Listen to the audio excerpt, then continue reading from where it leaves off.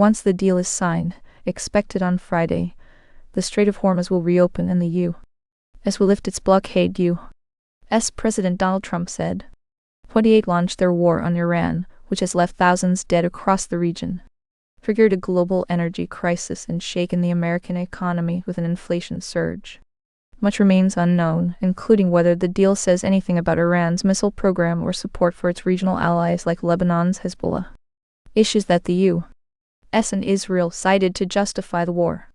The announcement triggered a drop in oil prices and a surge in stock markets.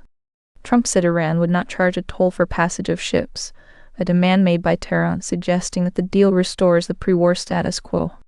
The next diplomatic test is whether the agreement text is released and the parties confirm what commitments are actually signed. President Donald Trump's name has been removed from the Kennedy Center in Washington, D.C. This decision comes after a court ordered the removal, marking a significant change in the iconic cultural institution's history. Kennedy Center, known for its prestigious honors and performances, will no longer bear Trump's name. This move follows a legal ruling that mandated the removal, underscoring the ongoing legal and political debates surrounding the former president's legacy. The Kennedy Center remains a pivotal venue for the arts, hosting a variety of performances and award ceremonies.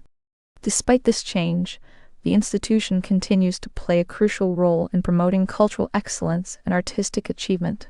The removal of Trump's name from the Kennedy Center highlights the evolving nature of public recognition and the impact of legal decisions on historical landmarks.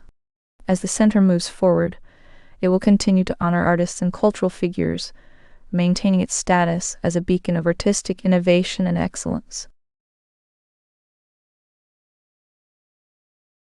The Federal Aviation Administration, FAA, said the plane was a Pacific Aerospace P750 and crashed while departing the airport.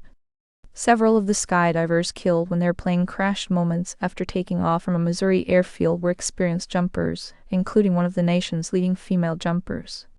Federal investigators were at the crash site Monday, a day after the plane carrying a pilot and 11 passengers slammed into a field and burst into flames, killing all on board. Authorities said.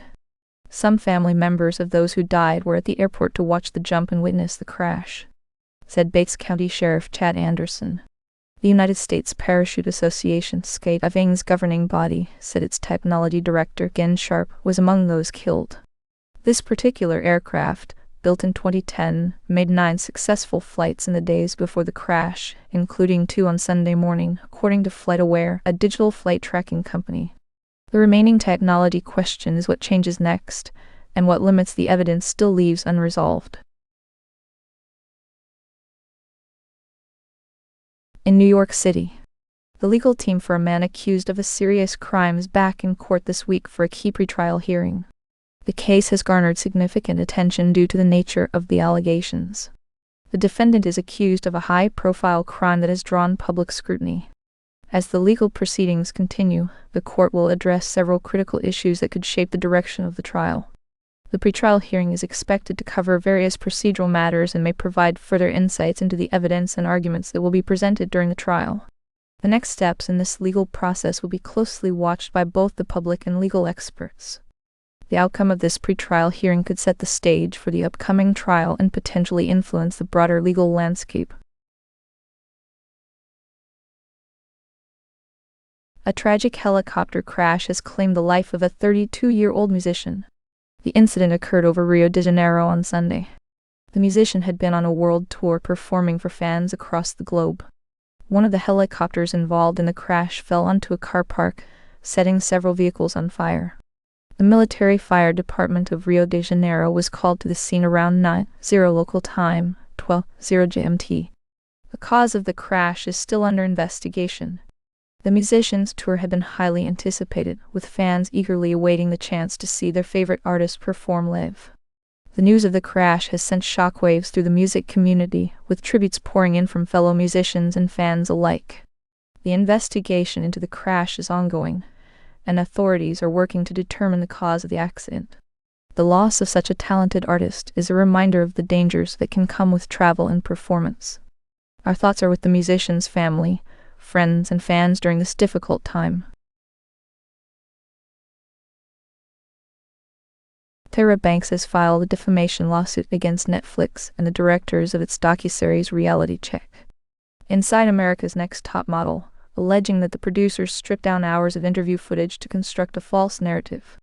Banks ended up on the cutting room floor. It was there, but viewers were never given the opportunity to see it, her lawyers wrote. Banks knew she was being asked about a sexual assault and was intentionally trying to evade the topic, the lawsuit stated, contending that Banks hadn't been told or asked about the assault during the interview. America's Next Top Model said she was interviewed for 3.5 hours, during which she took responsibility for some of the show's controversial decisions.